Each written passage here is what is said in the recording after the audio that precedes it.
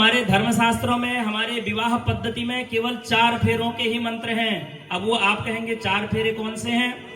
पहला फेरा है धर्म का, दूसरा फेरा है अर्थ का, तीसरा फेरा है काम का, फेरा है मोक्ष का। 5वां फेरा कहीं नहीं है। ये 5वां फेरा तो हमारे मुंबई से चलकर यहां तक पहुंचा। आप लोगों ने विवाह में देखा, आप लोगों ने चलचित्र में अर्थात टीवी में देखा, आप लोगों ने मोबाइल में देखा, और गाना भी है 7 फेरों के 7 वचन।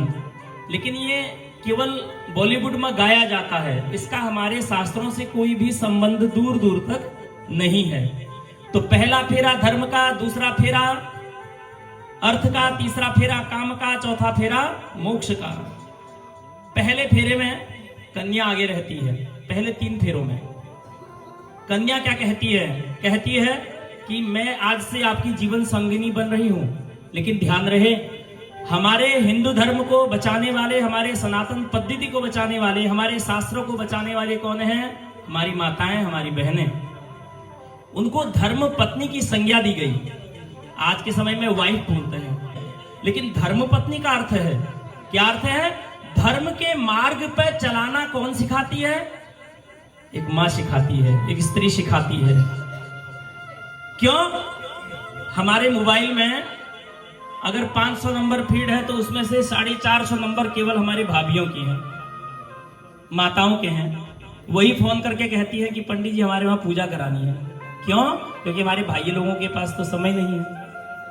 हमारी माताएं होती हैं धर्म की रक्षा करने वाली और धर्म को आगे आगे बढ़ाने वाली। तो पहले वचन में कन्या आगे, पहले फेरे में आगे से चलती है और क्या कहती है कि हे स्वामी, आज से हम दोनों एक होने जा रहे हैं। आज से धर्म के मार्ग पर मैं आपको चलना सिखाऊंगी। अगर आप धर्म के मार्ग पर चलने को तैयार हैं तो आइए पहला फेरा हम लेते हैं। तो वहां पर वर महोदय मानते हैं और पीछे पीछे से आते हैं और पहला फेरा लेते हैं। इसे क्या कहते हैं? धर्म के मार्ग पर चलना। दूसरा क्या है? अर्थ। अर्थ का क्या मतलब समझते हैं? अर्थ का मतलब होता है धन से। बिना धन के धर्म नहीं है। क्या बिना धन के आप लोग पूजा पाठ करा सकते हैं? दान दक्षिणा दे सकते हैं? नहीं दे सकते हैं। अर्थ बहुत जरूरी है। तो कन्या क्या कहती है?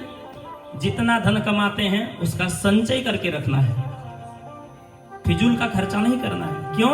आज तक आप अकेले थे, आपने जहां मौज मस्ती की, लेकिन संचय करके रखेंगे तो आगे जिम्मेदारियां बढ़ेंगी। तो दूसरे फेरे में कन्या आगे बढ़ती है और धर्म की और अर्थ की रक्षा करने की कामना करती है। तीसरा फेरा काम का। काम का क्या तात्पर्य है? अगर काम नहीं होगा मनुष्य के शरीर में तो संतान की उत्पत्ति नहीं होगी, और संतान की उत्पत्ति नहीं होगी तो हम लोगों का परिवार विकसित नहीं हो पाएगा। तो कन्या तीसरे फेरे में आगे बढ़ती, कहती है कि काम परिवार को आगे बढ़ाएंगे।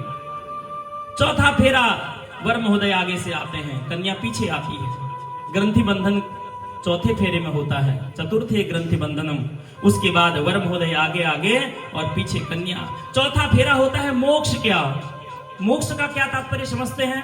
मृत्यु के बाद ही मोक्ष नहीं होता है। इस संसार में आप सर्वगुण संपन्न हैं, आपके परिवार में किसी प्रकार की कोई बाधा नहीं है, आपके जीवन में दुख नहीं है, तो आपको इस संसार में जीते जी मोक्ष मिल जाता है। तो वर महोदय कहते हैं कि आज से 3 शर्त आपकी मैंने मानी, मैं पीछे पीछे आया, लेकिन चौथी शर्त यह है कि मोक्ष के मार्ग पे हम दोनों साथ चलेंगे, अच्छे मार्ग पे चलेंगे। तो हमारे हिंदू धर्म में 4 फेरों का ही मतलब है।